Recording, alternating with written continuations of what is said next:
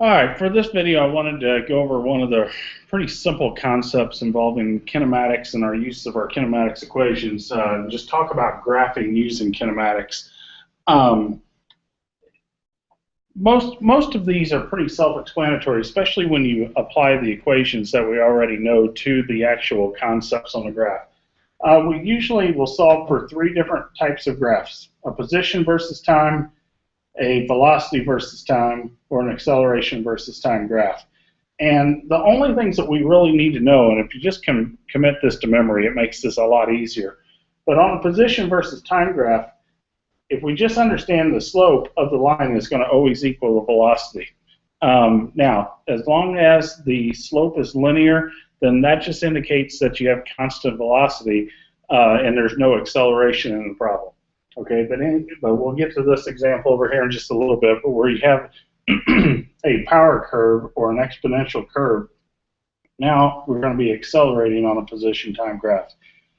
The next type is the velocity versus time graph. So if I switch this position with the velocity, if we have a positive slope or a negative slope, now it's going to indicate that our velocity is changing per unit of time, hence we're going to have acceleration.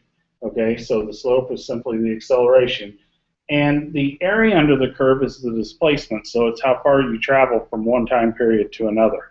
Okay, and remember, area for, if there's no slope and you just have a flat line, then area is just going to be equal to base times height. Okay, and that goes back to just your, once again, constant velocity equation. So v equals delta x over t, so delta x is v times t, which is your base and your height.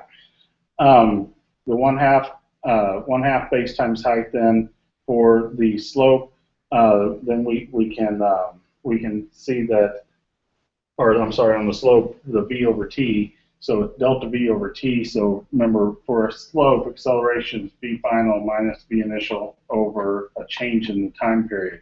So you have your change in y over your change in x. So once again, all of these are real similar, and they come right back to all of the equations that we have derived out already.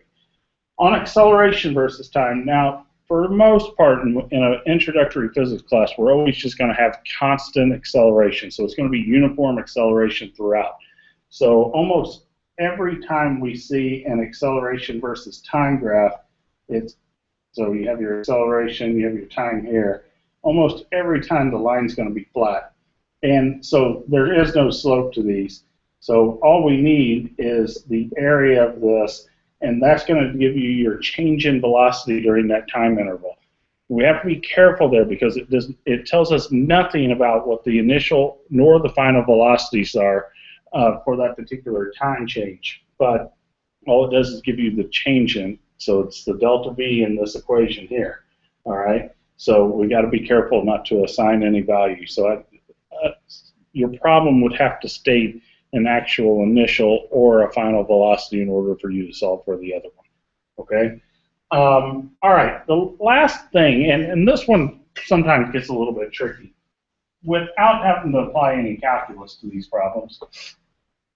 On a position versus time graph, if we have acceleration, okay, so we're going to have a power curve here. Obviously, a straight line is going to indicate constant velocity, but with an accelerating object, we know the velocity is changing per unit of time. So whenever you have a specific time period that we're looking for, then you have to draw a tangent line for that particular time period. So obviously, the slope of this line at 1 second, the slope is not very steep, okay? In comparison, if we go up here to 6 seconds, now if I draw a tangent line there, I'm going to have a very steep slope. Okay, so and I didn't actually pinpoint a time period, so it looks like approximately, what, 4.7 seconds or so.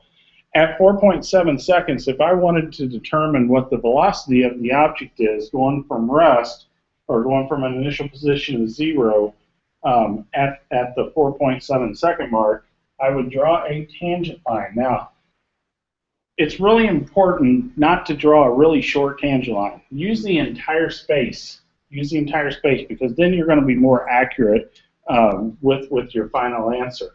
So if I want to know what the velocity of this is, I'm going to use the slope of this line. So v equals slope, so it's going to be y2 minus y1 over x2 minus x1. All right, so slope y2, if I mark my position here, so this is x2, I'm going up, this is about 5.8 meters, so 5.8 meters, minus, and I'm going to use my 0 mark here, so 0 over, and if I find the corresponding time points here, I'll get 7 seconds and 2 seconds, so this is 7 minus 2. Okay, so essentially I've just got 5.8 divided by 5, and this is going to give me 1.2 meters per second. Okay, so that's the slope of my line and the velocity at that particular time period. All right, these are really very, very simple. And once again, if you kind of make some of these match up with our equations that we already have, you know, this is saying delta y over delta x. And so this is the same thing as saying v equals delta x over delta t. So that is one of our constant velocity equations that we use. The slope of an acceleration time graph, okay, or slope of a velocity time graph. So the same thing is going to be delta v over delta t. Okay, so if you notice, it's just acceleration is v final minus v initial over time. So it's one of our kinematics equations. And you can continue to move through those and see how they relate to all of the equations we already know.